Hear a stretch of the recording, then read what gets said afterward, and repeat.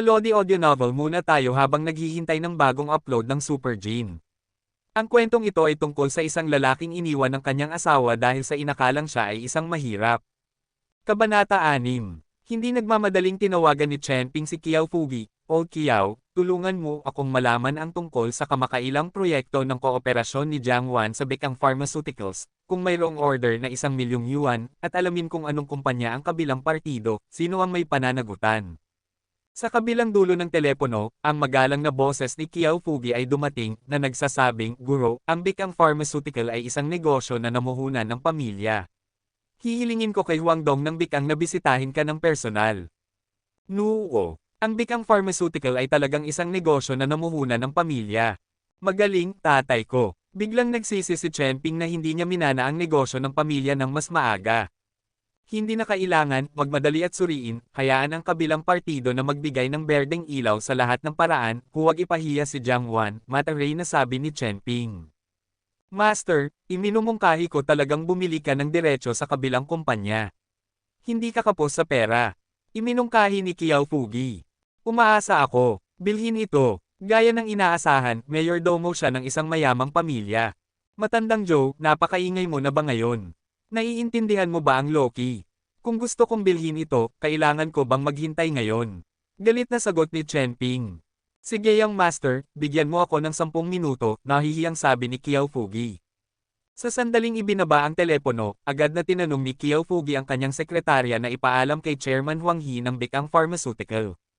Sa sandaling matanggap ni Huang He ang tawag mula sa sekretarya ni Kiao Fugi, ang kanyang buong katawan ay nasa sabik, Dr. Kiao, ano ang kailangan mo sa akin? Ito ang pinakamayamang tao sa Shangjiang City. Chairman ng Shengbing Group. Gaano karaming tao ang gustong makasama siyang kumain? Huang Dong? Hindi sa may negosyo ako sa iyo, ang young master ko ang may negosyo sa iyo.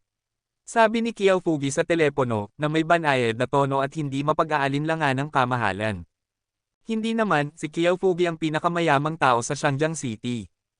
Magalang ito sa harap ng young master, ngunit sa harap ng mga tagalabas, ito ay isang amo. Natural, dapat may airs.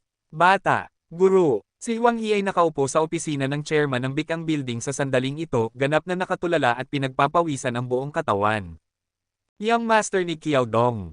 Mayroon talagang young master sa ibabaw ng pinakamayamang tao sa Shangjiang City. Nakakatakot kaya? Ano bang problema ng rebel tong iyon na naghahanap sa akin? Maingat na tanong ni Huang He, sa takot na galitin si Kiao Fugi kung hindi siya mag-iingat. Nariyan si Jiang Wan sa iyong kumpanya, sino ang kliyenteng nakontak niya kamakailan? Tanong ni Kiao Fugi. Huwag alam niya na si Jiang Wan, ang Deputy General Manager ng Marketing Department, isang malakas na babae, ay pinagnanasaan siya sa mahabang panahon.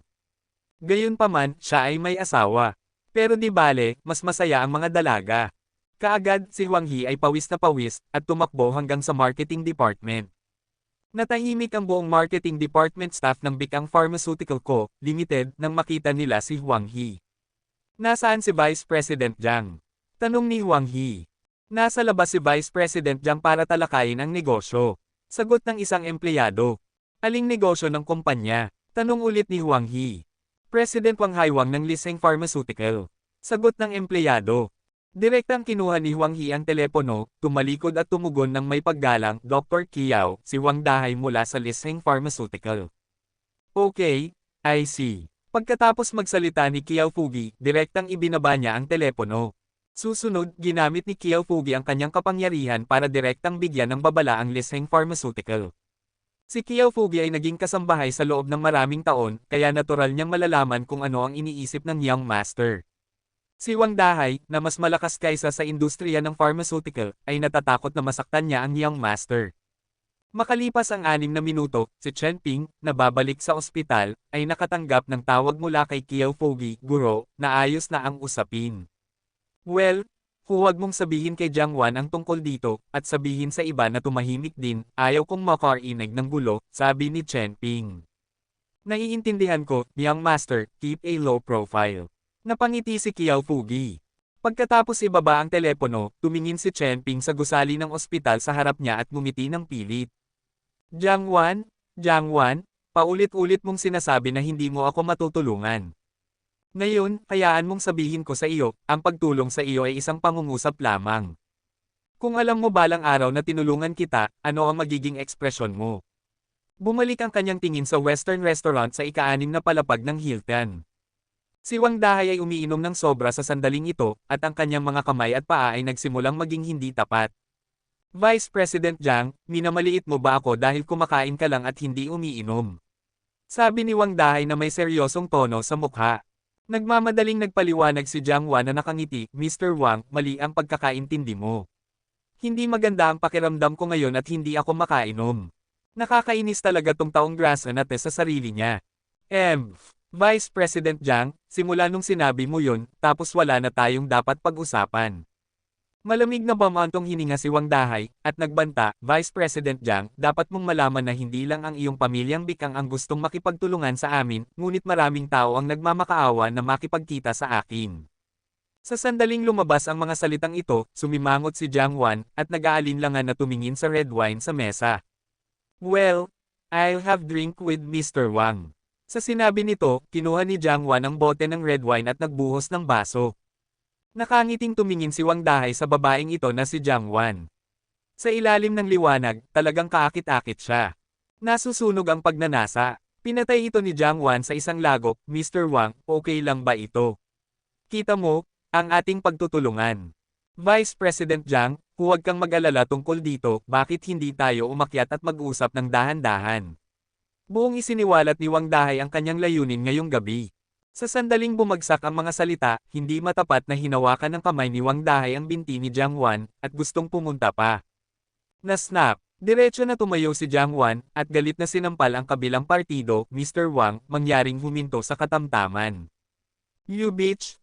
How dare you hit me? Umirap si Wang Dahay, galit na bumangon, at akmang sasampalin ako ng kanyang mga kamay. Jingle bell. Napatigil siya sa mabilis na pagtunog ng telepono.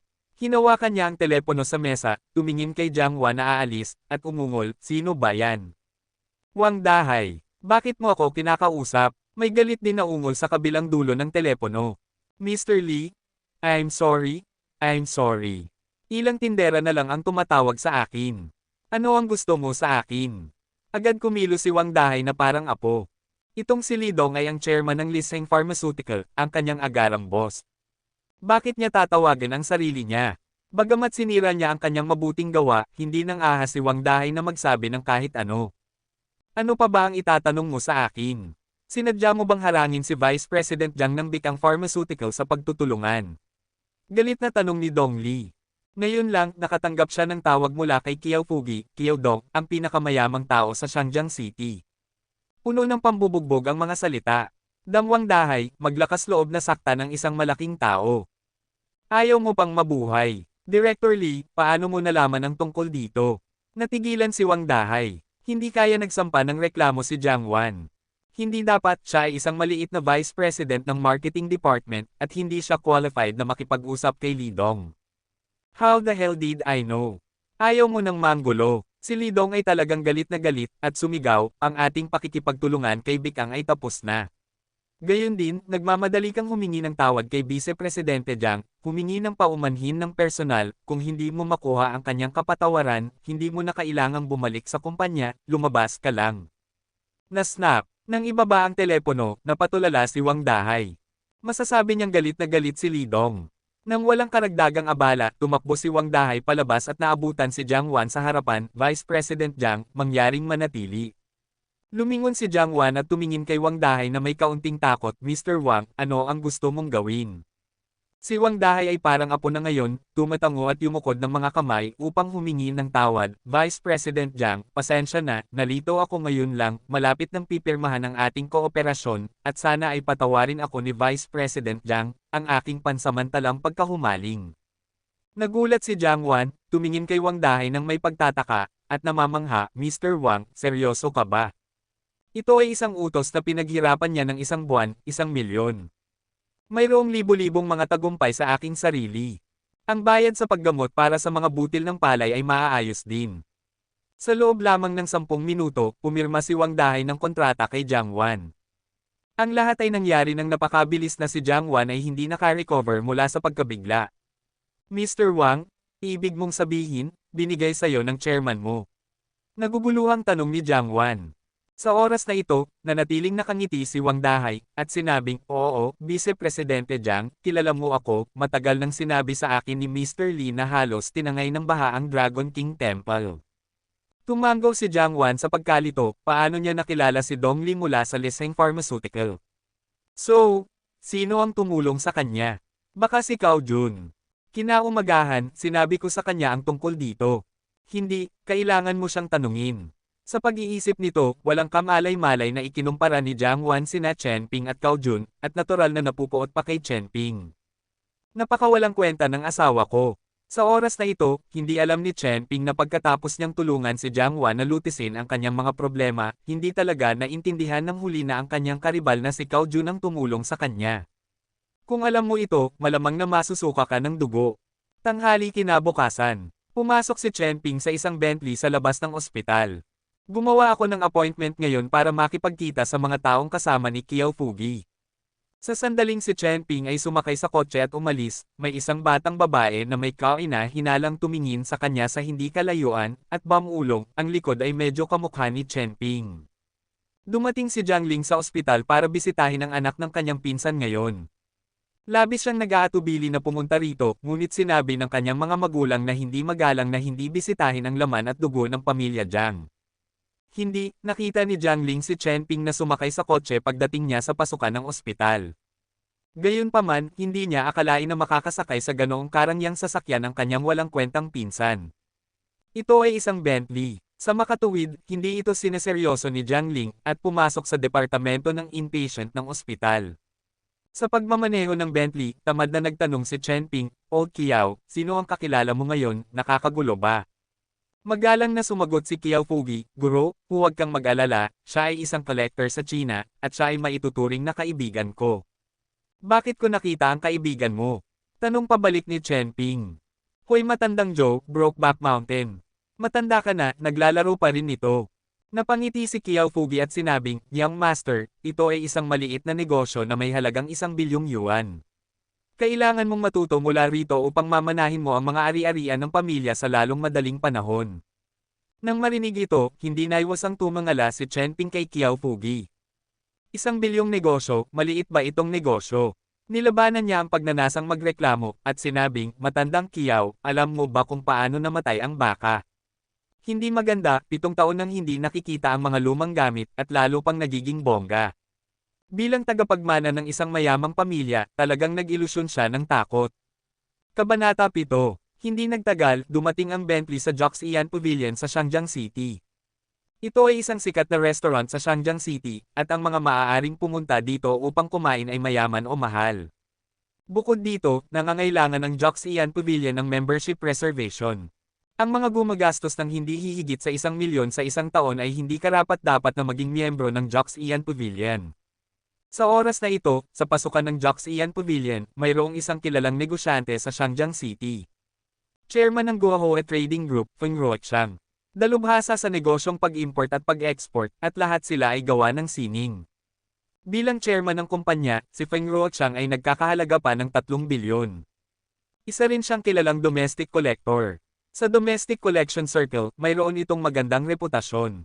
Sa oras na ito, si Feng Ruoqiang, kasama ang mahigit 12 senior executive ng kumpanya, ay magalang na naghihintay sa pasukan ng Joxian Pavilion.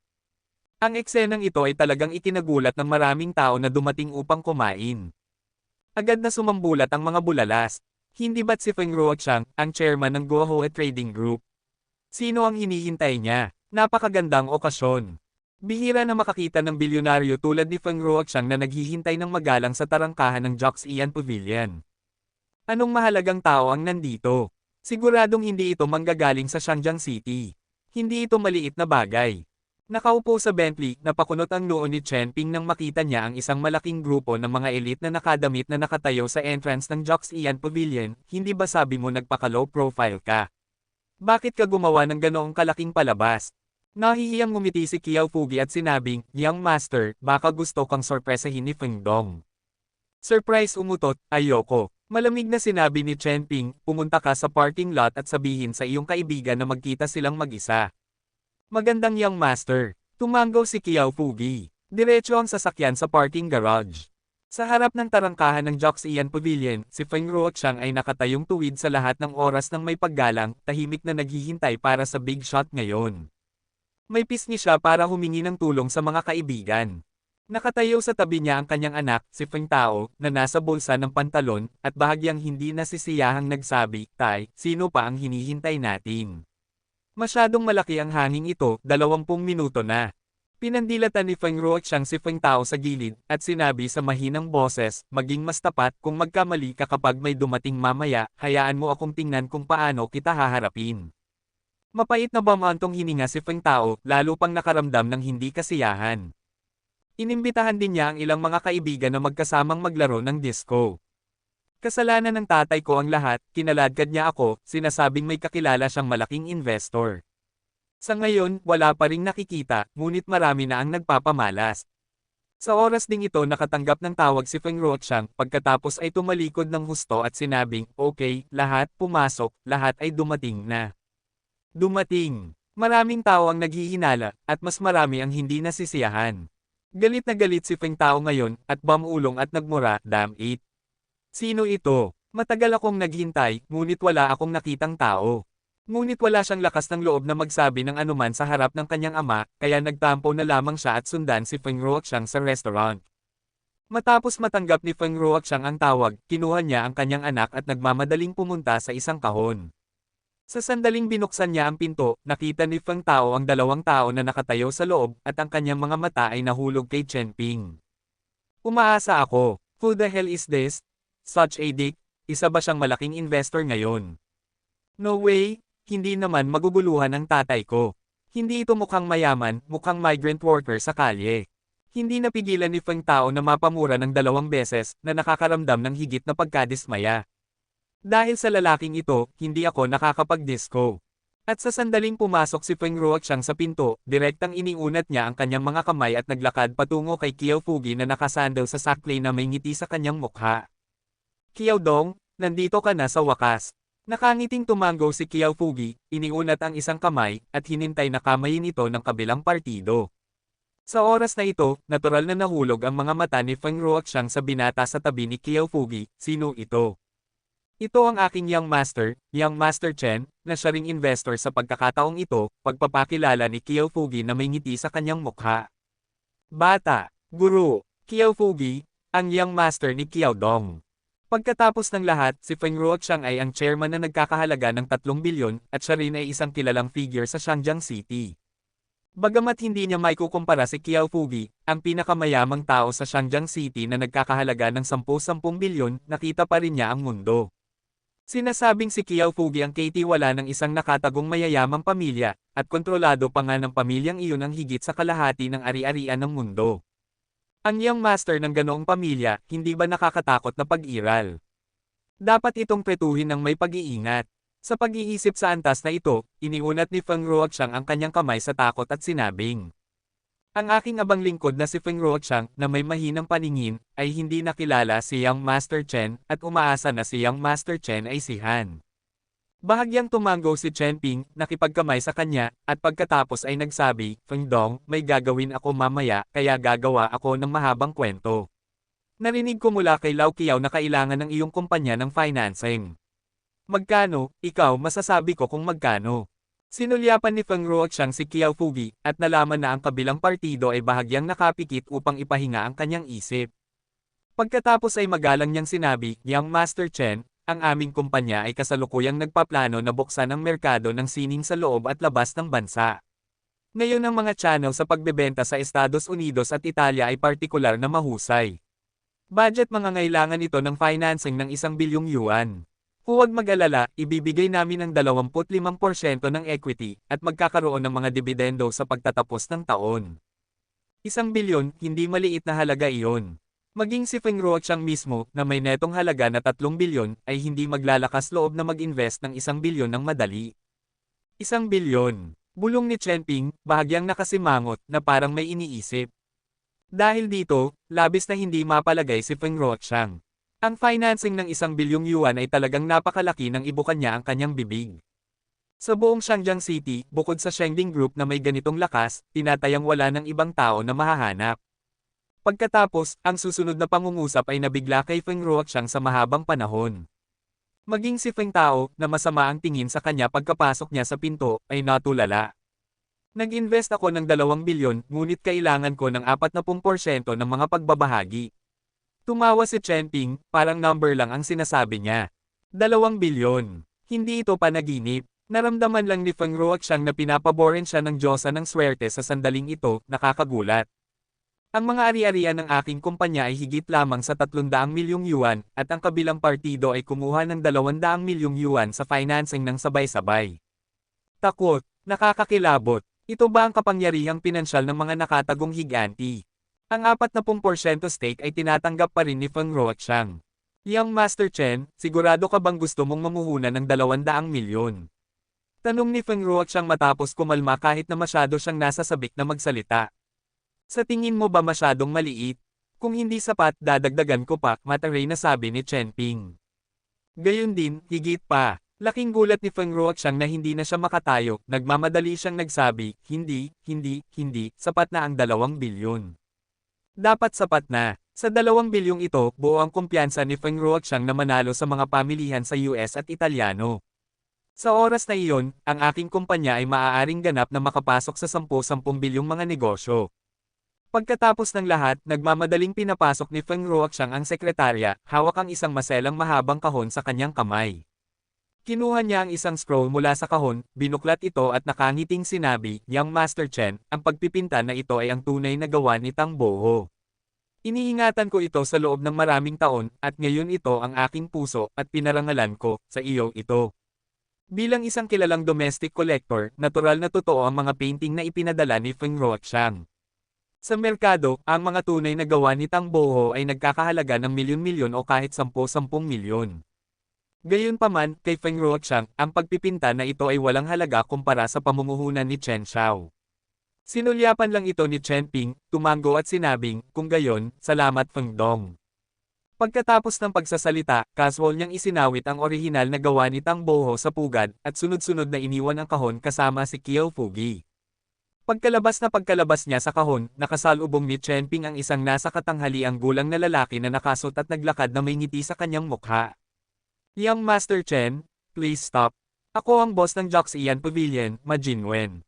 Parehong huminto sina Chen Ping at Kiao Fugi, at tumingin sa nasa katanghaliang gulang na lalaki sa harapan nila ng may pagdududa. Nagulat si Ma Jinwen nang makita niya si Kiao Fugi sa likod ni Chen Ping. Talaga. Tama sina Feng Ruoxiang at Feng Dong, natural na kakaiba ang isang binata na makakasama ng pinakamayamang tao sa Shangjiang City.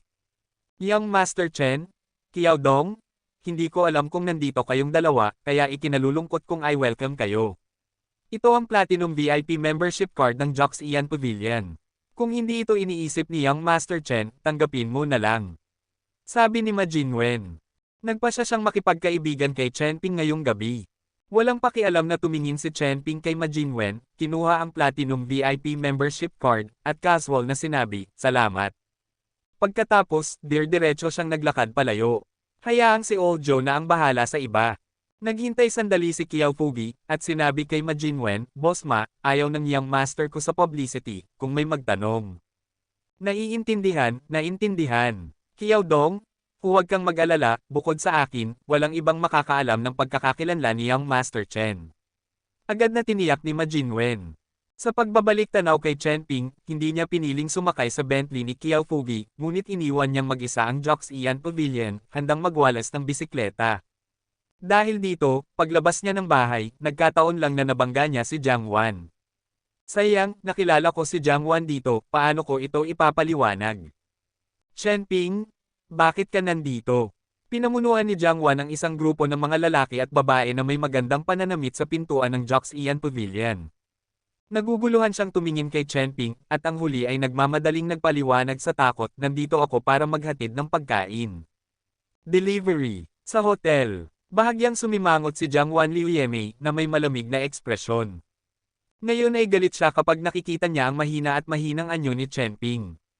Higit pa rito, natatakot siyang makita ng kanyang mga kasamahan si Chen Ping. Gayunpaman, sa oras na ito, isang hindi pagkakatugma na boses ng lalaki ang tumunog. Vice President Jiang, ito ang iyong asawa na naghahatid ng pagkain. Sa tingin ko, ito ay medyo ordinaryo.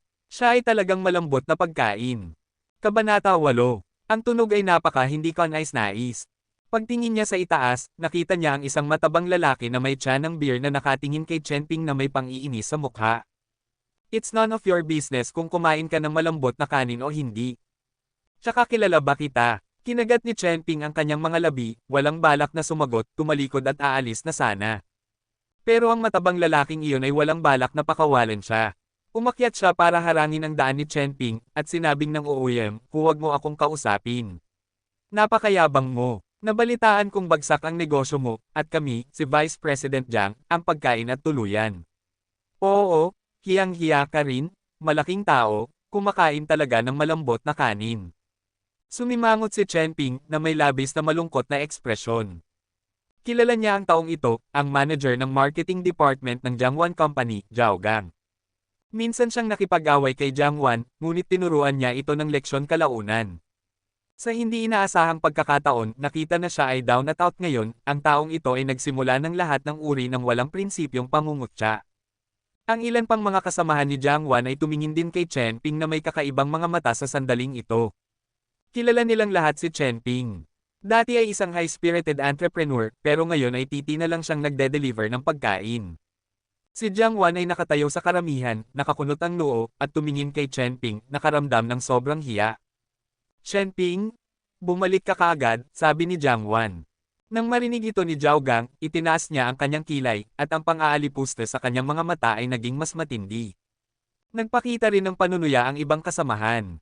Itong si Chen Ping, kahit ang sarili niyang asawa ay ayaw sa kanya, what a failure. Ayaw magtagal ni Chen Ping, tumabi lang siya at aalis na sana. Ngunit walang humpay na sinabi ni Zhao Gang, Chen Ping, huwag kang pumunta, bakit hindi ka maghapunan sa akin? Ang iyong asawa ay pumirma ng isang malaking order na 1,000,000 kahapon, at hindi ka makakapaghatid ng pagkain sa loob ng 10 taon. Ang tagumpay na ito, hindi ba't sabay tayong nagdiriwang? 1,000,000 order. Natapos magsalita si Jiangwan. Alam na alam ito ni Chen Ping, ngunit hindi niya intensyon na manatili rito. Kahit ang asawa ko ay nag-uudyok sa akin na umalis, kaya bakit manatili dito upang guluhin ang aking sarili? Jiangwan? Kung alam mo na ako ang gumawa ng order mo, ano ang magiging reaksyon mo? Hindi, kailangan ko pang pumunta sa ospital. Malamig na sabi ni Chen Ping.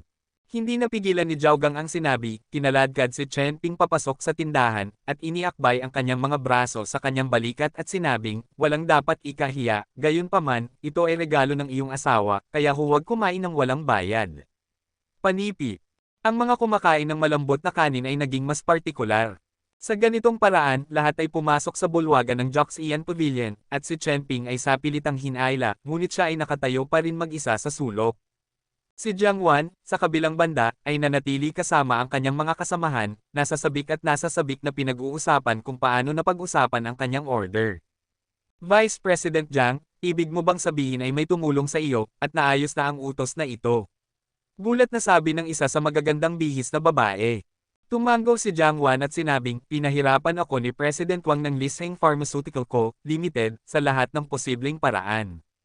Alam ninyong lahat na ilang beses niya akong inimbitahan na maghapunan, ngunit kahapon, sinagot niya ang telepono at biglang pumirma ng isang kontrata sa akin, at binigyan ako ng isang taos-pusong paghingi ng tawad. Habang nagsasalita siya, hindi maiwasan ni Jiangwan na tumingin kay Chen Ping na walang laman na nakatayo sa sulok. Hindi ko maiwasang makaramdam ng kaunting pagkawala at pagkadismaya. Talagang umaasa siya na ang taong iyon ay pag-aari ni Chen Ping, ngunit alam niya na hindi ito magiging posible. Wow! Sinong lihim na umiibig sa ating Vice Presidente Jiang, sino ba talaga ang tumulong sa iyo ng ganito? Malaking kwente ito ng 1,000,000. Sumigaw muli ang dalaga, sinasadyang magsalita ng malakas para marinig ito ni Chen Ping. Tingnan mo, basura ka, ang iyong asawa ay nangungulila, at ikaw ay nakatayo pa rin dito na tulala. Sayang naman. Habang ang lahat ay nag-uusap, lumapit si Zhao Gang doon na may problemang mukha, at sinabing, hindi na ako makakain, at kailangan pa nating makipag-appointment dito, at ang mga miyembro lang ang makakapag-order ngayon. Hindi makapaniwala si Zhao Gang na kailangan pang gumawa ng appointment ang Joxian Pavilion. At para maging miyembro, kailangan mo talagang gumastos ng higit sa 1,000,000 sa isang taon. Gumastos ng $1,000,000 sa isang taon sa pagkain, iyon ay talagang mayaman. Agad na tumayo si Jiang Wan na may nalilitong ekspresyon sa kanyang mukha, kung gayon, ano ang dapat nating gawin? Paano kung lumipat tayo sa ibang bahay? Ako ay sumang-ayon sa orihinal na imbitahan ang lahat sa hapunan ngayon, ngunit talagang kailangan kong gumawa ng appointment. Dumating din si Jiang Wan sa Joxian Pavilion sa unang pagkakataon, at nakinig pa rin siya sa mga mungkahi ng kanyang mga kasamahan. Ah, hindi po, Mr. Zhao, kagagaling ko lang dito pagkatapos ng mahabang paglalakbay. Mr. Zhao, mag-isip ka ng paraan. Balita ko napakasarap ng Joxian Pavilion. Kung hindi gumana, palitan mo na lang. Ang ilang mga tao ay naging hindi nasisiyahan at nagdaldala ng malakas. Napaka-helpless din ni Zhao Gang, abala siya hindi dahil gusto niyang manalo ng pabor sa harap ni Jiang Wan. Ngunit saan niya nakuha ang 1,000,000 membership card? Bakit hindi tayo lumipat sa Desuwang, kailangan kong magpa-appointment dito, at hindi ko mapigilan. Nagkibit balikat si Zhao Gang. Ang babaeng pinakamalakas na tumawag noon ay si Xu Mei, ang sekretarya ni Zhao Gang. Siyempre, sinagot ang pangungusap na iyon. Kung may gagawin ka bilang secretary, kung wala kang gagawin bilang secretary. Gamit ang kanyang mahahabang binti, ikinawit ni Xu Mei ang braso ni Zhao Gang, at sinabing may kalokohan, Mr. Zhao, ito ang unang pagkakataon para sa akin na pumunta rito. Di ba sabi mo kilala mo ang manager dito? Hilingin sa kanya na magdagdag ng mesa para sa atin. Nang marinig ito, si Jiang Wan at iba pang mga kasamahan ay tumingin din kay Zhao Gang ng may pag-asa. Si Zhao Gang ay nakasakay sa isang tigre. Wala naman siyang kilala na manager, nagyayabang lang pagdating niya dito. Ito, parang hindi masyadong maganda. Huwag mo nang pahirapan ang iba. Tere na sa Desuwang at gagamutin kita. Agad na sabi ni Zhao Gang. Hindi mahal ang Desuwang, 1,000 lang ang pagkain para sa 7 o 8 taong ito. Kung sasabay ako sa Agos at hihingi ng pagkain, baka magpasalamat si Jiang Wan sa akin. Gayunpaman, ang ilang mga kasamahan ay halatang hindi nasisiyahan. Sumulyap si Xu Mei kay Jiang Wan, at sinabing hindi nasisiyahan, Vice President Jiang, pumayag kang i-treat kami sa Joxian Pavilion, ito ay masyadong nakakadismaya. Naiinggit na siya kay Jiang Wan, at umakyat siya sa posisyon ng Vice-Presidente sa murang edad, at pinabura ni Mr. Zhao at Wang Dong. Bakit? Dahil lang sa maganda siya. Hindi ka ba maganda? Hindi lang ako gwapo, masungit din ako, kayong mga lalaking mabaho, bakit hindi nyo ako pinapansin? Okay. Hindi alam ni Vice President Jiang na kailangan niyang magpa-appointment, kaya pumunta siya sa Desuwang. Nagmamadaling nagsalita si Zhao Gang para kay Jiang Wan, na may medyo matigas na ugali. Nagmamadali ding yumuko si Jiang Wan at humingi ng tawad, I'm sorry, hayaan mong i-treat kita kay Desuwang. Ako ang gumamot sa iyo, kaya hindi ko naaabalahin si Mr. Zhao na gumastos ng pera. Ilang kasamahan ang malamig na sumulyap kay Jiang Wan, lumingon sa hindi kasiyahan, at aalis na sana. Halos mapuno ako ng gas, at kumakain pa ako ng umutot.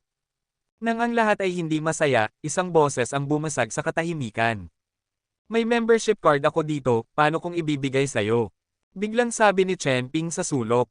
Hindi pa rin niya maiwasang kumilos. Kung tutusin, si Jiang Wan ang kanyang asawa, at nakaramdam siya ng hindi komportable na pagtrato ng basta-basta ng kanyang mga kasamahan. May card ka, Chen Ping? Hindi ka mamamatay kung hindi ka magsasalita ng malalaking salita. Alam mo ba kung saan ito? Joxian Pavilion, ang membership card ay kailangang gumastos ng kahit 1,000,000 kada taon. Sa oras na ito, muling dumating ang walang pakialam na mga salita ni Zhao Gang. Ang ilang mga kasamahan sa paligid niya ay tumingin din kay Chen Ping na may negatibong mga mata, at ang kanilang mga mukha ay puno ng panunuya. Bahagyang natigilan din si Jiang Wan, tumingin kay Chen Ping na may nahihiyang ekspresyon, lumakad, hinayla siya para lumabas, at sinabi sa mahinang boses, ano ang gusto mong gawin? Magmadali kang bumalik sa ospital para samahan ang iyong anak na babae. Natatakot kasi ako na mawalan ako ng mukha at itaboy ang sarili ko. Hindi rin nagpaliwanag si Chen Ping dahil ayaw niyang tulungan ang sarili niya, dapat siyang umalis mag-isa. Gayunpaman, naging interesado si Zhao Gang at sinabing may mapanlate na ngiti, Vice President Jiang, huwag mag-alala, dahil sinabi ng asawa mo na mayroon siyang membership card, hayaan siyang mag-book ng mesa para sa akin. Puno ng panunuya ang mukha ni Zhao Gang, higit pa dahil gusto niyang makitang nagpapakatanga si Chen Ping. Mahilig talagang magpanggap ang titi na ito. Hindi ba niya narinig na ang membership card ng Joxian Pavilion at ang ordinaryong silver card ay nagkakahalaga ng 1,000,000 sa isang taon? O, hayaan mo na lang siyang gumawa ng kalokohan sa harap ng lahat, kung ganoon, si Jiang Wan ay dapat na mabaigo sa kanya. Mayroon akong pagkakataon na samantalahin ang kawalan. Shen Ping, tumigil ka na sa panggugulo at bumalik ka kaagad. Malamig na sabi ni Jiang Wan, sinusubukan niyang pigilan ang galit sa kanyang puso. Bakit siya tumalon ng ganitong oras? Nakakatuwa ba ang isang kaiyahiyang bagay? Sa orihinal, hindi ko maitaas ang ulo ko kapag pinag-uusapan ng aking asawa sa harap ng aking mga kasamahan, kaya gusto niyang magdagdag ng gasolina sa apoy. Baliw talaga, Warner, may membership card talaga ako, mataray na sabi ni Chen Ping. Habang nagsasalita siya, kinuha ni Chen Ping ang isang card mula sa kanyang bulsa at ini-flash ito sa harap ng lahat. Nagulat si Zhao Gang at ang iba pa, may card ba talaga siya? Gayunpaman, pagkatapos ng pag-iisip tungkol dito, ang ekspresyon ni Zhao Gang ay naging mas mapaglaro. Chen Ping, hindi naman ito ang membership card mo sa pagde-deliver ng pagkain, di ba? Maling gamitin ito para lokohin ang mga tao. Biro ni Zhao Gang na parang walang nanunood. Ngunit tumingin si Chen Ping kay Zhao Gang na parang tulala. Ito ay nagpagalit kay Zhao Gang, ang titi, bakit siya napakatahimik? Hindi kaya totoo pa rin ang card. Hindi pwede. Sa oras na ito, natapakan ni Shumi ang kanyang high heels at inagaw ang membership card sa kamay ni Chen Ping. Siya ay tumikim ng mayabang at sinabing, dahil sinabi ng asawa ni Vice President Jiang na ito ay isang membership card, subukan natin ito. Pagkatapos nito, kinuha niya ang card, pinilipit ang kanyang bilog at patayong crotch, at tumakbo sa front desk. Nang makita ito, wala nang oras si Jiang Wan para pigilan siya, kaya't mariing tinapakan niya ang kanyang mga paa at galit na tumingin kay Chen Ping, binaigo mo talaga ako. Tama, itong lalaking ito, kahit ngayon, nagpapanggap pa rin. Ayos lang, mamaya mabubunyag ang kasinungalingan, hindi lang siya ang mapapahiya, pati ang sarili niya. Lalong naging puno ang mga panunuya sa mga mukha ni Zhao Gang at ng iba pang kasamahan. Tara na, tingnan natin ang pabor ni Chen Ping ngayon, tara na at tingnan natin kung may order tayo. Nabuhayan ng loob si Zhao Gang at hindi na makapaghintay na makitang magpakatanga si Chen Ping. Marami siyang nakahanda na salita, naghihintay na kutsain siya saglit. Nagtawanan ng ilang tao at pinalibutan sina Chen Ping at Jiang Wan habang naglalakad sila patungo sa front desk na para bang natatakot sila na tumakas siya. Kabanata 8. Ang tunog ay napaka hindi kanais-nais. Pagtingin niya sa itaas, nakita niya ang isang matabang lalaki na may tiyan ng beer na nakatingin kay Chen Ping na may pang-iinis sa mukha. It's none of your business kung kumain ka ng malambot na kanin o hindi. Tsaka kilala ba kita? Kinagat ni Chen Ping ang kanyang mga labi, walang balak na sumagot, tumalikod at aalis na sana. Pero ang matabang lalaking iyon ay walang balak na pakawalan siya. Umakyat siya para harangin ang daan ni Chen Ping, at sinabing ng uuyam, huwag mo akong kausapin. Napakayabang mo. Nabalitaan kong bagsak ang negosyo mo, at kami, si Vice President Jiang, ang pagkain at tuluyan. Oo, hiyang-hiya ka rin, malaking tao, kumakain talaga ng malambot na kanin. Sumimangot si Chen Ping na may labis na malungkot na ekspresyon. Kilala niya ang taong ito, ang manager ng marketing department ng Jiangwan Company, Zhao Gang. Minsan siyang nakipag-away kay Jiang Wan, ngunit tinuruan niya ito ng leksyon kalaunan. Sa hindi inaasahang pagkakataon, nakita na siya ay down at out ngayon, ang taong ito ay nagsimula ng lahat ng uri ng walang prinsipyong pangungutya. Ang ilan pang mga kasamahan ni Jiang Wan ay tumingin din kay Chen Ping na may kakaibang mga mata sa sandaling ito. Kilala nilang lahat si Chen Ping. Dati ay isang high-spirited entrepreneur, pero ngayon ay titi na lang siyang nagde-deliver ng pagkain. Si Jiang Wan ay nakatayo sa karamihan, nakakunot ang noo, at tumingin kay Chen Ping, nakaramdam ng sobrang hiya. Chen Ping, bumalik ka kaagad, sabi ni Jiang Wan. Nang marinig ito ni Zhao Gang, itinaas niya ang kanyang kilay, at ang pang-aalipusta sa kanyang mga mata ay naging mas matindi. Nagpakita rin ng panunuya ang ibang kasamahan.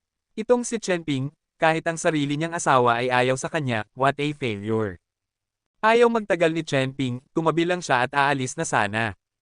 Ngunit walang humpay na sinabi ni Zhao Gang, Chen Ping, huwag kang pumunta, bakit hindi ka maghapunan sa akin, ang iyong asawa ay pumirma ng isang malaking order na 1,000,000 kahapon, at hindi ka makakapaghatid ng pagkain sa loob ng 10 taon. Ang tagumpay na ito, hindi ba't sabay tayong nagdiriwang? 1,000,000 order. Natapos magsalita si Jiang Wan. Alam na alam ito ni Chen Ping, ngunit hindi niya intensyon na manatili rito. Kahit ang asawa ko ay nag-uudyok sa akin na umalis, kaya bakit manatili dito upang guluhin ang aking sarili? Jiang Wan, kung alam mo na ako ang gumawa ng order mo, ano ang magiging reaksyon mo? Hindi, kailangan ko pang pumunta sa ospital. Malamig na sabi ni Chen Ping. Hindi napigilan ni Zhao Gang ang sinabi, kinaladkad si Chen Ping papasok sa tindahan, at iniakbay ang kanyang mga braso sa kanyang balikat at sinabing, walang dapat ikahiya, gayunpaman, ito ay regalo ng iyong asawa, kaya huwag kumain ng walang bayad. Panipi. Ang mga kumakain ng malambot na kanin ay naging mas partikular. Sa ganitong paraan, lahat ay pumasok sa bulwagan ng Joxian Pavilion, at si Chen Ping ay sapilitang hinayla, ngunit siya ay nakatayo pa rin mag-isa sa sulok. Si Jiang Wan, sa kabilang banda, ay nanatili kasama ang kanyang mga kasamahan, nasasabik at nasasabik na pinag-uusapan kung paano napag-usapan ang kanyang order. Vice President Jiang, ibig mo bang sabihin ay may tumulong sa iyo, at naayos na ang utos na ito? Gulat na sabi ng isa sa magagandang bihis na babae. Tumango si Jiang Wan at sinabing, pinahirapan ako ni President Wang ng Liseng Pharmaceutical Co., Limited, sa lahat ng posibleng paraan. Alam ninyong lahat na ilang beses niya akong inimbitahan na maghapunan, ngunit kahapon, sinagot niya ang telepono at biglang pumirma ng isang kontrata sa akin, at binigyan ako ng isang taos-pusong paghingi ng tawad. Habang nagsasalita siya, hindi maiwasan ni Jiang Wan na tumingin kay Chen Ping na walang laman na nakatayo sa sulok. Hindi ko maiwasang makaramdam ng kaunting pagkawala at pagkadismaya. Talagang umaasa siya na ang taong iyon ay pag-aari ni Chen Ping, ngunit alam niya na hindi ito magiging posible. Wow! Sinong lihim na umiibig sa ating Vice-Presidente Jiang? Sino ba talaga ang tumulong sa iyo ng ganito? Malaking kwente ito ng 1 milyon. Sumigaw muli ang dalaga, sinasadyang magsalita ng malakas para marinig ito ni Chen Ping. Tingnan mo, basura ka, ang iyong asawa ay nangungulila, at ikaw ay nakatayo pa rin dito na tulala. Sayang naman. Habang ang lahat ay nag-uusap at nag-uusap, lumapit si Zhao Gang doon na may problemang mukha, at sinabing, hindi na ako makakain, at kailangan pa nating makipag-appointment dito, at ang mga miyembro lang ang makakapag-order ngayon. Hindi makapaniwala si Zhao Gang na kailangan pang gumawa ng appointment ang Joxian Pavilion. At para maging miyembro, kailangan mo talagang gumastos ng higit sa 1 milyon sa isang taon. Gumastos ng $1 milyong sa isang taon sa pagkain, iyon ay talagang mayaman. Agad na tumayo si Jiang Wan, na may nalilitong ekspresyon sa kanyang mukha, kung gayon, ano ang dapat nating gawin? Paano kung lumipat tayo sa ibang bahay? Ako ay sumang-ayon sa orihinal na imbitahan ang lahat sa hapunan ngayon, ngunit talagang kailangan kong gumawa ng appointment. Dumating din si Jiang Wan sa Joxian Pavilion sa unang pagkakataon, at nakinig pa rin siya sa mga mungkahi ng kanyang mga kasamahan. Hindi po, Mr. Zhao, kagagaling ko lang dito pagkatapos ng mahabang paglalakbay. Mr. Zhao, mag-isip ka ng paraan. Balita ko napakasarap ng Joxian Pavilion. Kung hindi gumana, palitan mo na lang. Ang ilang mga tao ay naging hindi nasisiyahan at nagdaldala ng malakas. Napaka-helpless din ni Zhao Gang, abala siya hindi dahil gusto niyang manalo ng pabor sa harap ni Jiang Wan. Ngunit saan niya nakuha ang 1 milyong membership card? Bakit hindi tayo lumipat sa Desuwang, kailangan kong magpa-appointment dito, at hindi ko mapigilan. Nagkibit balikat si Zhao Gang. Ang babaeng pinakamalakas na tumawag noon ay si Xu Mei, ang sekretarya ni Zhao Gang. Siyempre, sinagot ang pangungusap na iyon. Kung may gagawin ka bilang secretary, kung wala kang gagawin bilang secretary. Gamit ang kanyang mahahabang binti, ikinawit ni Xu Mei ang braso ni Zhao Gang, at sinabing may kalokohan, Mr. Zhao, ito ang unang pagkakataon para sa akin na pumunta rito. Di ba sabi mo kilala mo ang manager dito? Hilingin sa kanya na magdagdag ng mesa para sa atin. Nang marinig ito, si Jiang Wan at iba pang mga kasamahan ay tumingin din kay Zhao Gang ng may pag-asa. Si Zhao Gang ay nakasakay sa isang tigre. Wala naman siyang kilala na manager, nagyayabang lang pagdating niya dito. Ito, parang hindi masyadong maganda. Huwag mo nang pahirapan ang iba. Tere na sa Desuwang at gagamutin kita. Agad na sabi ni Zhao Gang. Hindi mahal ang Desuwang, 1,000 lang ang pagkain para sa 7 o 8 taong ito. Kung sasabay ako sa Agos at hihingi ng pagkain, baka magpasalamat si Jiang Wan sa akin. Gayunpaman, ang ilang mga kasamahan ay halatang hindi nasisiyahan. Sumulyap si Xu Mei kay Jiang Wan, at sinabing hindi nasisiyahan, Vice President Jiang, pumayag kang i-treat kami sa Joxian Pavilion, ito ay masyadong nakakadismaya. Naiinggit na siya kay Jiang Wan at umakyat siya sa posisyon ng vice-presidente sa murang edad at pinabura ni Mr. Zhao at Wang Dong. Bakit? Dahil lang sa maganda siya. Hindi ka ba maganda? Hindi lang ako gwapo, masungit din ako, kayong mga lalaking mabaho, bakit hindi nyo ako pinapansin? Okay, okay. Hindi alam ni Vice President Jiang na kailangan niyang magpa-appointment, kaya pumunta siya sa Dezuwang. Nagmamadaling nagsalita si Zhao Gang para kay Jiang Wan na may medyo matigas na ugali. Nagmamadali ding yumuko si Jiang Wan at humingi ng tawad, I'm sorry, hayaan mong i-treat kita kay Dezuwang. Ako ang gumamot sa iyo, kaya hindi ko naaabalahin si Mr. Zhao na gumastos ng pera. Ilang kasamahan ang malamig na sumulyap kay Jiang Wan, lumingon sa hindi kasiyahan, at aalis na sana. Halos mapuno ako ng gas, at kumakain pa ako ng umutot. Nang ang lahat ay hindi masaya, isang boses ang bumasag sa katahimikan. May membership card ako dito, paano kong ibibigay sa'yo? Biglang sabi ni Chen Ping sa sulok. Hindi pa rin niya maiwasang kumilos. Kung tutuusin, si Jiang Wan ang kanyang asawa, at nakaramdam siya ng hindi komportable na pagtrato ng basta-basta ng kanyang mga kasamahan. May card ka, Chen Ping? Hindi ka mamamatay kung hindi ka magsasalita ng malalaking salita. Alam mo ba kung saan ito? Jocks Ian Pavilion, ang membership card ay kailangang gumastos ng kahit 1,000,000 kada taon. Sa oras na ito, muling dumating ang walang pakialam na mga salita ni Zhao Gang. Ang ilang mga kasamahan sa paligid niya ay tumingin din kay Chen Ping na may negatibong mga mata at ang kanilang mga mukha ay puno ng panunuya. Bahagyang natigilan din si Jiang Wan, tumingin kay Chen Ping na may nahihiyang ekspresyon, lumakad, hinayla siya para lumabas, at sinabi sa mahinang boses, ano ang gusto mong gawin? Magmadali kang bumalik sa ospital para samahan ang iyong anak na babae. Natatakot kasi ako na mawalan ako ng mukha at itaboy ang sarili ko. Hindi rin nagpaliwanag si Chen Ping dahil ayaw niyang tulungan ang sarili niya, dapat siyang umalis mag-isa. Gayunpaman, naging interesado si Zhao Gang at sinabing may mapanlate na ngiti, Vice President Jiang, huwag mag-alala, dahil sinabi ng asawa mo na mayroon siyang membership card, hayaan siyang mag-book ng mesa para sa akin. Puno ng panunuya ang mukha ni Zhao Gang, higit pa dahil gusto niyang makitang nagpapakatanga si Chen Ping. Mahilig talagang magpanggap ang titi na ito. Hindi ba niya narinig na ang membership card ng Jocks Ian Pavilion at ang ordinaryong silver card ay nagkakahalaga ng 1,000,000 sa isang taon? O, hayaan mo na lang siyang gumawa ng kalokohan sa harap ng lahat, kung ganoon, si Jiang Wan ay dapat na mabaigo sa kanya. Mayroon akong pagkakataon na samantalahin ang kawalan. Chen Ping, tumigil ka na sa panggugulo at bumalik ka kaagad. Malamig na sabi ni Jiang Wan, sinusubukan niyang pigilan ang galit sa kanyang puso. Bakit siya tumalon ng ganitong oras? Nakakatuwa ba ang isang kaiyahiyang bagay? Sa orihinal, hindi ko maitaas ang ulo ko kapag pinag-uusapan ng aking asawa sa harap ng aking mga kasamahan, kaya gusto niya magdagdag ng gasolina sa apoy. Baliw talaga, Warner, may membership card talaga ako, mataray na sabi ni Chen Ping. Habang nagsasalita siya, kinuha ni Chen Ping ang isang card mula sa kanyang bulsa at ini-flash ito sa harap ng lahat. Nagulat si Zhao Gang at ang iba pa, may card ba talaga siya? Gayunpaman, pagkatapos ng pag-iisip tungkol dito, ang ekspresyon ni Zhao Gang ay naging mas mapaglaro. Chen Ping, hindi naman ito ang membership card mo sa pagde-deliver ng pagkain, di ba? Maling gamitin ito para lokohin ang mga tao. Biro ni Zhao Gang na parang walang nanunood. Ngunit tumingin si Chen Ping kay Zhao Gang na parang tulala. Ito ay nagpagalit kay Zhao Gang, ang titi, bakit siya napakatahimik? Hindi kaya totoo pa rin ang card.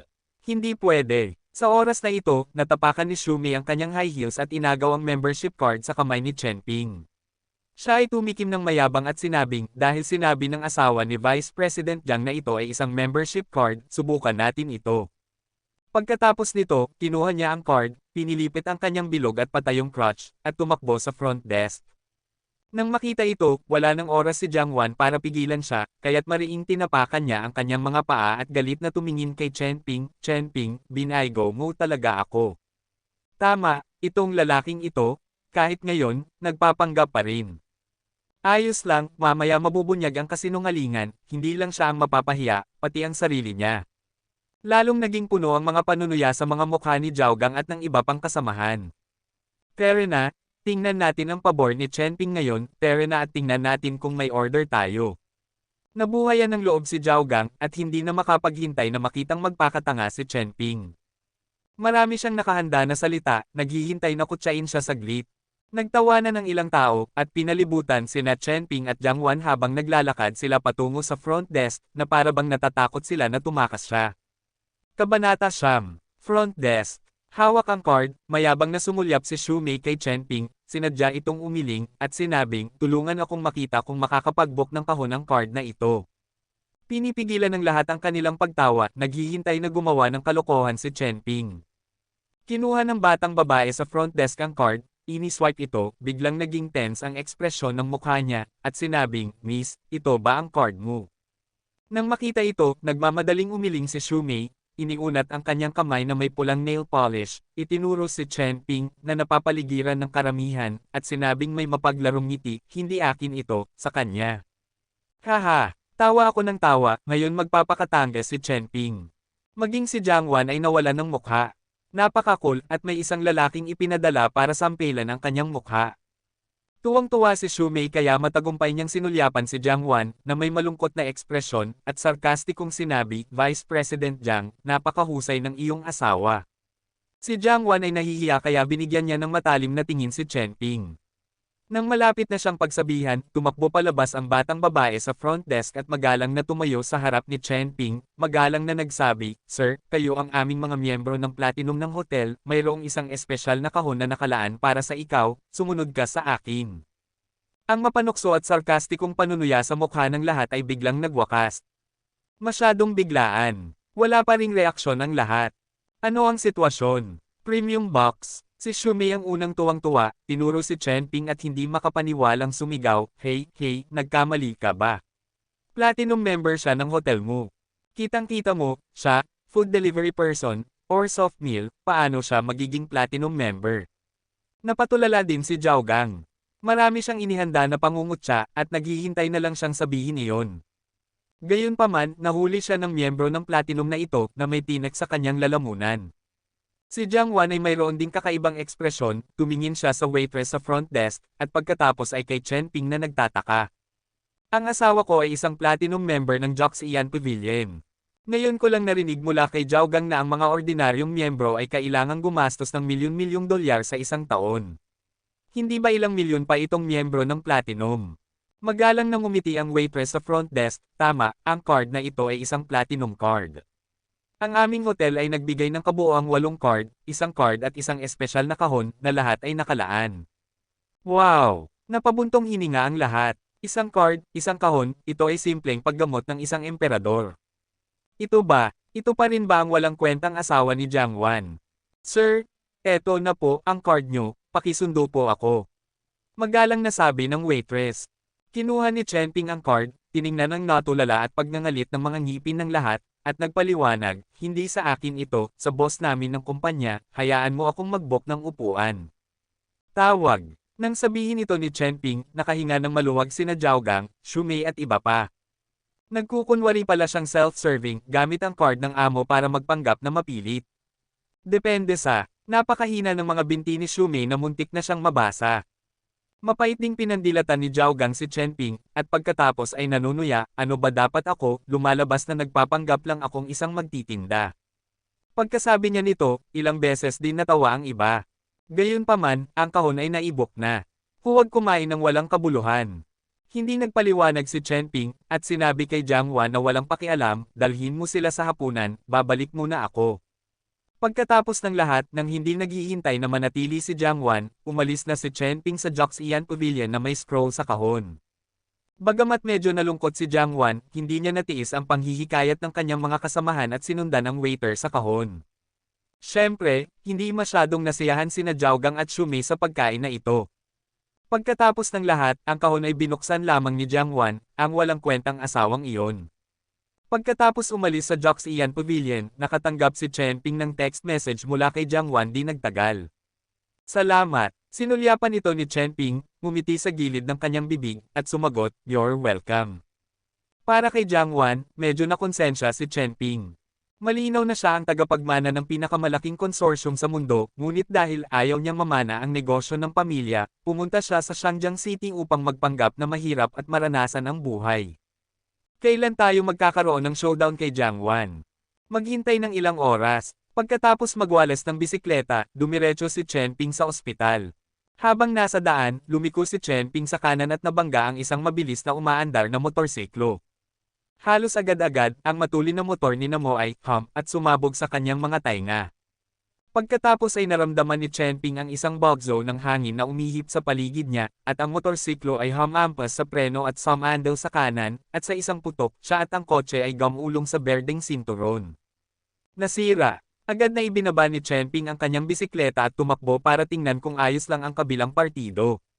Sa oras na ito, isang lalaki at isang babae ang umakyat mula sa berdeng sinturon. Ang itim na palda ng babae ay nasimot ng mga sanga na nagpapakita ng malaking piraso ng puting nyebe. Mukha siyang takot na takot. Nagmamadaling humingi ng tawad si Chen Ping, "I'm sorry, wala akong nakitang tao." "Ayos ka lang ba? Gusto mo bang pumunta sa ospital? Babayaran ko ito." Nang marinig ito ng lalaki, agad siyang sumabog sa galit, nagmura, "Fuck. Are you a fucking idiot? This is a customized version of Harley Iron 883 Tough Guy. The full price is 200,000 yuan. Can you fucking afford it?" "Chen Ping daw, babayaran kita ng 300,000 yuan at 100,000 yuan ang aking gastos sa pagpapagamot." "Ang tanga ko." Nang marinig ito ng lalaki, agad siyang ngumisi, at tinulak si Chen Ping, "Marami ka bang pera?" 300,000. "Kakayanin mo ba? Bakit ka nagpapanggap na napakalakas sa akin?" Si Chen Ping ay itinulak na pasuray-suray ng kabilang partido, nakasimangot at sinabing, "Nakadaan kayo sa pulang ilaw, mabuti na lang wala akong pakialam sa inyo, huwag ipilit ang sarili." Tamang-tama para kay Chen Ping na lumiko sa kanan, ang kabilang partido ay gustong patakbuhin ang pulang ilaw. Kung ito ay makatwiran, sila ay ganap na responsable. "Damn it, you fucking said I run a red light. Aling mata ang nakita mo?" Biglang sumabog ang lalaking nakamotorsiklo at galit na sinabi. Sa oras na ito, napagtanto ng batang babae sa likod niya na tinanggal niya ang kanyang helmet, tumingin kay Chen Ping at sumigaw, "Bakit ka?" Sinundan ni Chen Ping ang prestihiyo at nalaman na ang babaeng ito ay si Jiang Ling talaga. Ilang sandali pa ay medyo naging awkward ang atmosphere. "Kuya Chi, huwag mo siyang pakawalan." Malakas na sigaw ni Jiang Ling. Ang pangalan ng lalaking ito ay Wang Chi, at siya ay isang mayamang pangalawang henerasyon. Tumingin si Chen Ping kay Jiang Ling, nag-aalangan.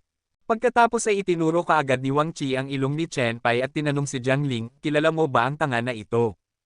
Tumanggaw si Jiang Ling, pinandilatan si Chen Ping, at sinabing, "Ang aking pinsan, ngunit hindi namin lubos na kilala ang isa't isa, kumakain lang siya ng malambot na pagkain." Damn! Nagkukunwaring mapilit pa ang mga kumakain sa akin, pagod ka sa trabaho. Agad na galit na sinabi ni Wang Chi, at sinundan siya ng mapanuksong ngiti, "Okay, hindi mo ba sinasadyang magbayad ng 300,000 yuan, halika, bigyan mo ako ng pera." Si Jiang Ling ay may walang pakialam na ekspresyon sa kanyang mukha, at ang mga sulok ng kanyang bibig ay puno ng paghamak. 300,000. Biruin mo, sayang si Chen Ping, saan siya nakakuha ng 300,000 yuan? Noong una ay gustong magbayad ni Chen Ping, ngunit ngayon ay ayaw na niya, at sinabing, "Ayaw kong magbayad dahil pinaandar mo ang pulang ilaw." Kung walang Jiang Ling, si Chen Ping ay maaaring nawala ng pera at hayaan na ang problema. Pero ngayon, hindi niya magagawa iyon.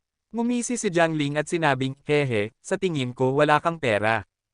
Ang galing mo magpanggap ngayon lang. Bakit ka duwag ngayon? Fuck, kawawa ka pa naman." Sinaway ni Wang Chi, 300,000, kunin mo agad ang pera, kung hindi, tatawagan ko ang isang tao. Tawagan ng isang tao. Si Chen Ping ay talagang hindi natatakot na tawagin ng kabilang partido.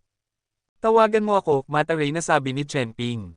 "Okay, ang lakas ng loob mong bata ka. Huwag kang matakot saglit."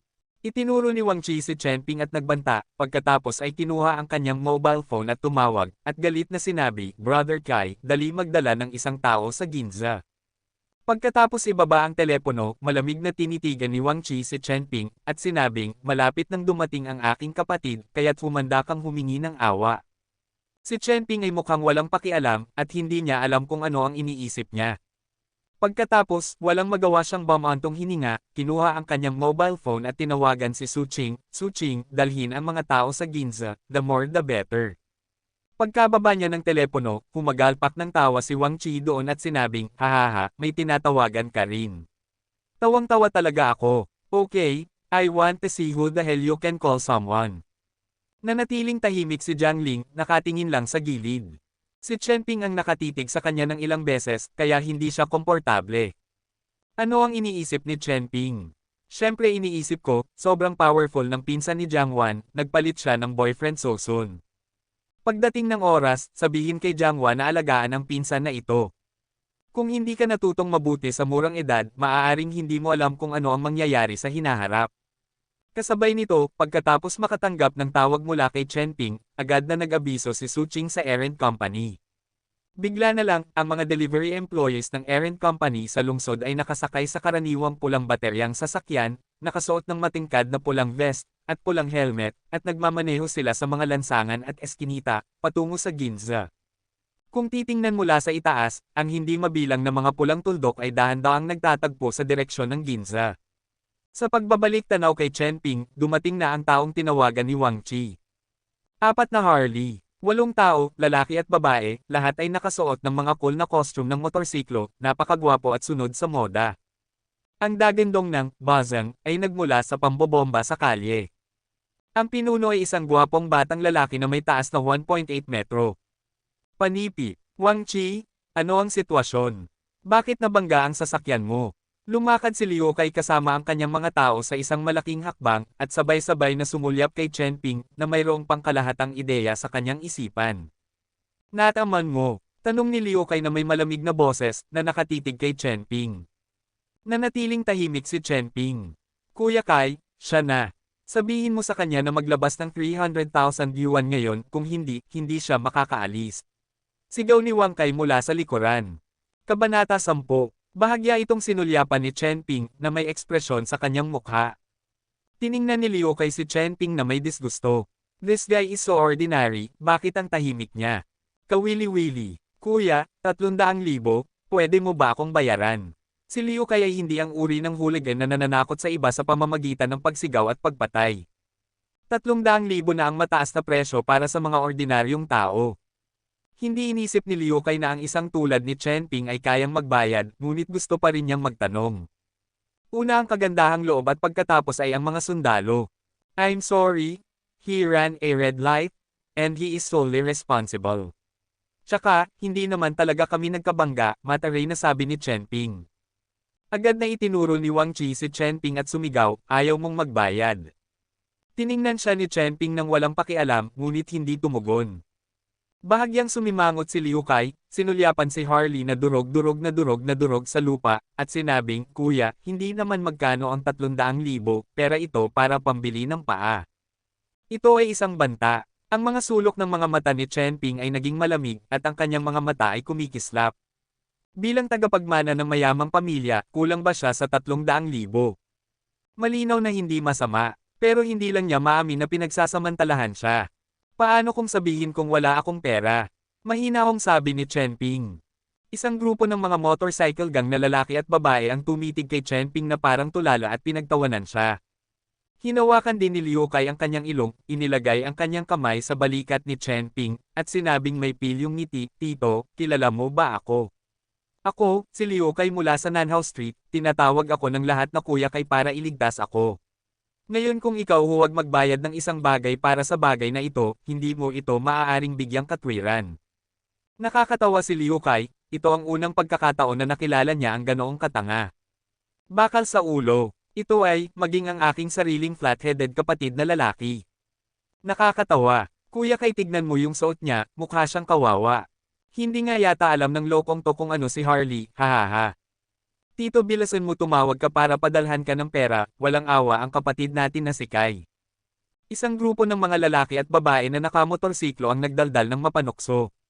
Ang mga babae ay nag-cross ang kanilang mga braso at mukhang nakakahiya, habang ang mga lalaki ay nakasandal sa motorsiklo at naninigarilyo.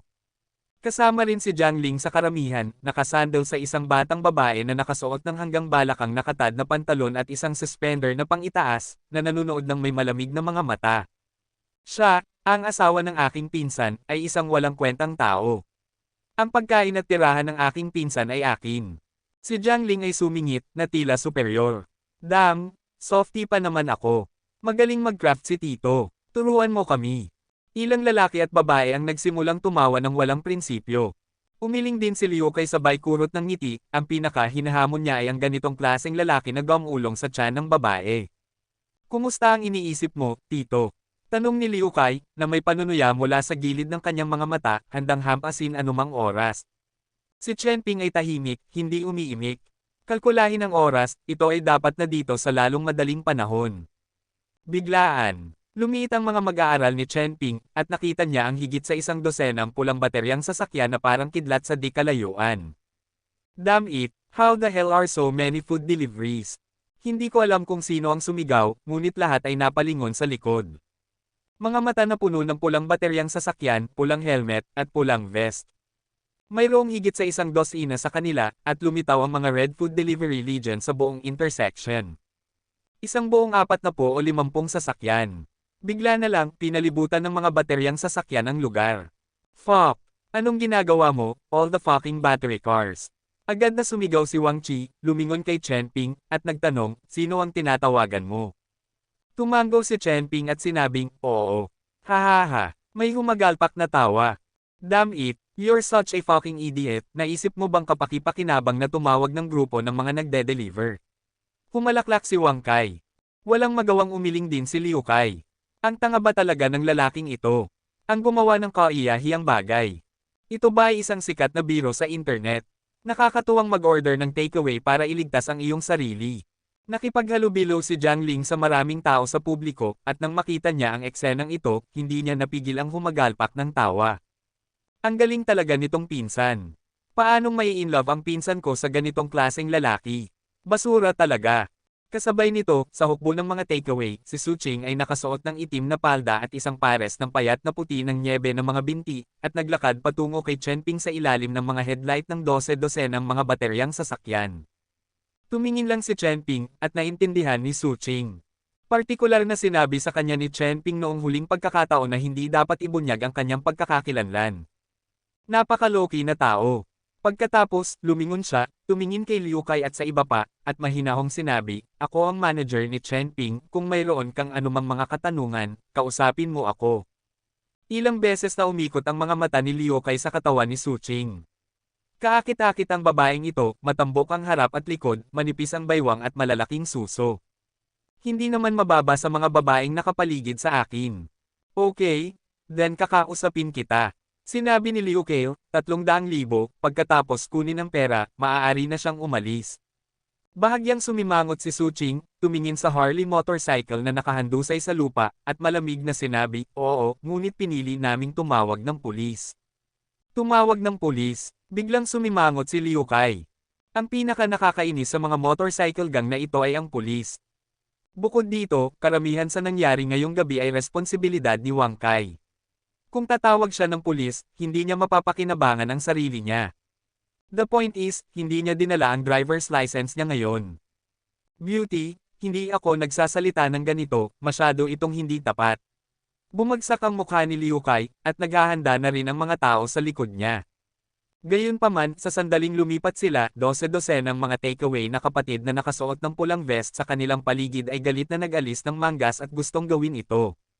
Paano natin ito pag-uusapan? 10 tao laban sa higit sa 40 matandang mamantika. Magsalita ng umutot, alam din ni Liu Kai na ang sitwasyon ay hindi maganda para sa kanya, kaya't napakapait niyang nang agad ang kanyang mga ngipin at sinabing, sige, marami na kayo, pero na.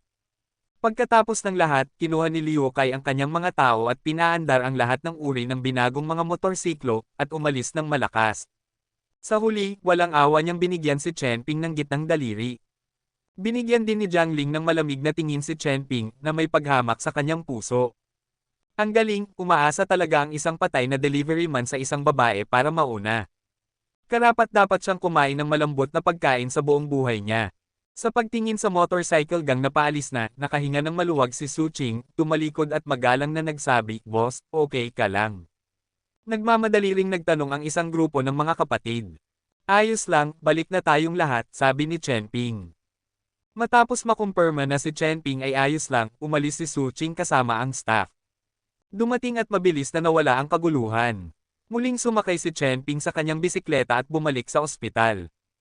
Kinagabihan, pumunta si Jiang Wan sa ospital upang tingnan ang mga butil ng bigas, hinugasan ang mga ito at humiga sa kanya. Si Chen Ping mismo ay nagpalipis ng gabi sa bench sa koridor sa labas. Tuldok-tuldok-tuldok. Ngayon ang kaarawan ng biyenan na si Jiang Guoman, naisip ito ni Chen Ping at nagpas siyang pumunta doon. Tungkol naman sa regalo, dinala ko ang orihinal na painting ni Tang Boho na Chunshan Companions na ibinigay ni Feng Ruoxiang. Si Feng Ruoxiang ay isang kilalang collector sa China. Ang mga painting na ipinadala niya ay dapat na tunay na mga gawa at ang presyo ay dapat na napakataas. Ngunit alam din ni Chen Ping na kung siya mismo ang nagbigay ng regalo, malamang na may inis siya, ngunit wala siyang pakialam, ipinahayag lang niya ang kanyang puso. Pagdating nila sa lugar na nakipag-appointment sila kay Jiang Wan, Jocks Ian Pavilion, isang magandang figure ang nakatayo sa pintuan, mukhang balisang balisa. Espesyal na nagsuot si Jiang Wan ng mahabang itim na damit ngayon, na nakatali ng mataas, napakaganda at eleganteng. Gayunpaman, ang gayong babae ay walang malasakit kay Chen Ping. Tamad na naglakad si Chen Ping, at pabirong nagtanong, hinihintay mo ba ako? Bahagyang kumunot ang noo ni Jiang Wenxiu, tumingin kay Chen Ping nang may pagkasuklam at sinabing, nagdala ka ba ng regalo para sa tatay ko? Inangat ni Chen Ping ang mahabang kahon ng regalo sa kamay niyang at sinabing, meron ako. Hindi man lang ito nilingan ni Jiang Wan, tumalikod na siya at naglakad papasok sa hotel na paakyat sa taas. Anyway, dinala niya rito si Chen Ping matapos magmakaawa sa kanyang ama ng mahabang panahon. Huwag kang magsalita ng kalokohan pagpasok mo. Marami sa mga kamag-anak ko at mga kaibigan ng tatay ko ang nandito. Kung may sasabihin sila tungkol sa iyo, kaya mo akong tiisin. Ngayon, isa lang ang kailangan mong tandaan, iyuko mo ang iyong ulo sa mga magulang ko kung aaminin mo ang pagkakamali mo, hindi kita hihiwalayan. Paalala ni Jiang Wan. Tumawa si Chen Ping at walang pakialam. Kung alam lang ng biyenan ang kanyang pagkakakilanlan, sa sobrang takot niya ay lumabas na siya para batiin siya. Nang makitang tahimik si Chen Ping, lumingon si Jiang Wan at tumitig, at matalim na nagtanong, narinig mo ba iyon? Nakikita ko, sagot ni Chen Ping. Pumasok ang dalawa sa kahon, at halos lahat ng mga kamag-anak ng pamilya Jiang at mga kaibigan ni Jiang Guoman ay naroroon, at ito ay napakasigla. Tingnan mo kung sino ang nandito, Miss Jiang. Jiang Wan, huli ka ngayon, at mapaparusahan ka sa pag-inom mamaya. Ate Warner, umupo ka dito sa tabi ko. Pamilyar na binati ng lahat ng mga kamag-anak si Jiang Wan, ngunit ganap na hindi pinansin si Chen Ping na sumunod sa kanya. Kung alam ko lang sana hindi na ako sasama. Bagamat nasanay na si Chen Ping sa kawalang interes ng pamilya Jiang sa kanya nitong nakaraang 2 taon, hindi pa rin siya comfortable na hindi pinapansin ng lahat. Si Jiang Guoman at ang kanyang asawang si Yang Guilan ay nakaupo sa mga pangunahing upuan, nakikipag-usap sa lahat, tumatawa ng masayang. Gayunpaman, nang makita ang figure ni Chen Ping sa oras na ito, si Jiang Guoman ay sumingot ng malamig at hindi pinansin ang kanyang pag-iral. Dinesgrasya talaga ng manugang na ito ang sarili. Ngayon, hindi lang mga kamag-anak ko ang naroroon, pati na rin ang marami sa mga kaibigan ko noong nanunungkulan ako, na lahat ay nasa loob ng sistema. Kung hindi dahil sa mukha ng kanyang anak, hindi papasukin ni Jiang Guoman si Chen Ping. Sa oras na ito, muling itinulak ang pinto ng kahon, at sa labas ng pinto ay nakatayo ang isang napakahusay na bihis na lalaki sa isang sikat na brand suit. Nakilala na ni Chen Ping ang lalaking ito ng 1 beses o 2 beses, isa siyang tunay na mayaman na pangalawang henerasyon, napakayaman ng kanyang pamilya, isa rin siyang taong tinatawag ang hangin at ulan sa lungsod ng Xiangjiang, at isa rin sa mga lalaking naging hinahabol si Jiang Wan.